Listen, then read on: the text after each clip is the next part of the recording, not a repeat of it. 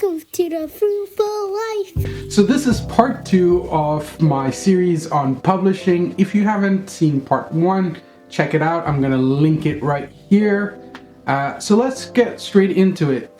In 2018, I made this book. I was super excited about it and I sent it out to all the publishers. 6 months went by, I heard nothing. 1 year later, I got one response and it was a no. So if you've had something like this happen to you, I empathize with you. And I wanted to encourage you that it's okay. We all go through this at some stage in our careers. After getting the rejection letter, I sort of gave up on children's books for a while because I was so discouraged by the fact that my book had been rejected. It was only in 2020 when the world paused that I finally had time to reflect on what I wanted to do. What sort of impact did I want to make as an artist? This took me down a rabbit hole of trying to figure out my why, my purpose in creating the work that I did.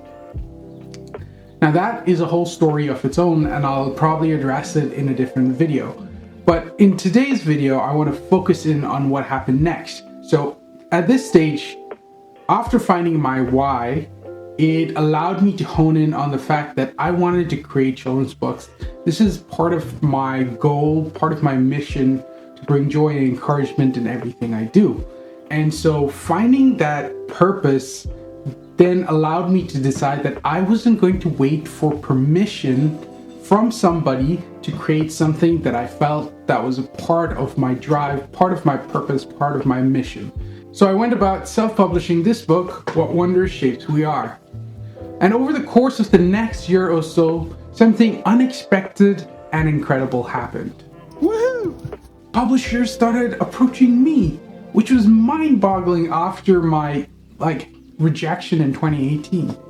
So what happened? What changed between 2018 and now? What made me more desirable as a prospective author and illustrator? So when I looked back and I was trying to figure out what was it that was working, why was I more desirable, I decided to put myself in my publisher's shoes. Dear author and illustrator, when you think of a publisher, what comes to your mind? Yes, the books. Of course, the books. That's the first thing, and perhaps the potential of fame and making lots of money. But the key thing that we all forget is that a publisher is a business. And as a business, there's two key prerogatives that we're looking to do. Number one is increase our profits. Number two is keep our risk low.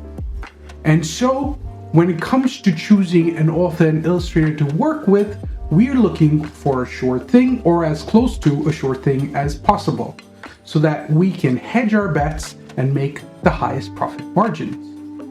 You see, when we invest in an author and the book doesn't do well, it is a hit on our revenue, it's a loss, and then long term that has ramifications on our business as a whole. It's ironic and somewhat silly to think that prior to this, I never really thought of publishing as a business. But the key takeaway from this being become a low risk option. So what are some things we can do as authors and illustrators to become a low risk option so that our books are more likely to be picked by publishers to get published? Let's use my self-published book as a use case study. There's 4 key areas that I think that publishers are looking for within an author and an illustrator. Number 1 is your ability or your skills. Can you actually do the job? Number 2 is relatability. So does your story relate to the audience that they have or their key demographic? Number 3 is credibility. Have you built yourself the social credit, somebody who's credible to give this message, somebody who's credible to produce the work that will ultimately, number 4, be marketable. So these are the 4 categories. Now let me walk through the journey that I went through when self-publishing the book. The first thing I did when I'd finished the book was I sent it out to a bunch of different friends and families who had little children. And I asked them, would you please review this book? And so they all got a free copy, but they got to review the book. And so I got little snippets of what they thought of the book once they had read it to their kids. And I got their children's reactions as well. Having this review then allowed me to use that within my marketing. So that was step one within releasing the book. Step two was telling the story behind the book. So rather than talk about the book, I was marketing the story behind it. And the truth is, people buy from people they like, know, and trust. So by being vulnerable, by sharing the truth behind the book, by sharing why it mattered so much to me, this is what made the book relatable to other people. And because it was relatable, and because people liked knowing the story, then it became marketable. Marketing something, simply put, is showing people a better way of doing something, or talking about something, or a new perspective on a new way to do things. And so now this book became a way to have those conversations about race in a way that was easy and fun, but also relatable and had a deeper meaning. And then the last thing I did was to build my credibility. And so how did I build my credibility? I volunteered my time at children's books events. I went about creating workshops for children and then running them as well. I took part in children's book festivals.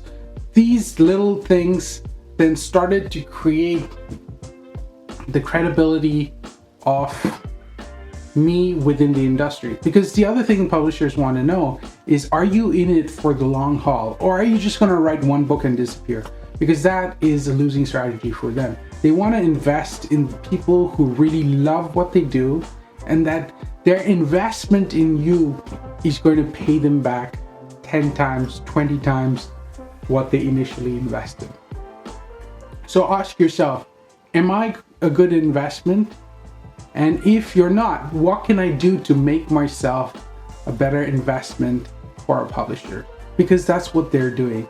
They're investing their money and their time in you to put your book into the world. So I hope these tips helped you. I hope you find them helpful. If you have any questions about this process that I went through, please feel free to add it in the comments or send me a DM, and I will definitely answer them. Thanks for watching.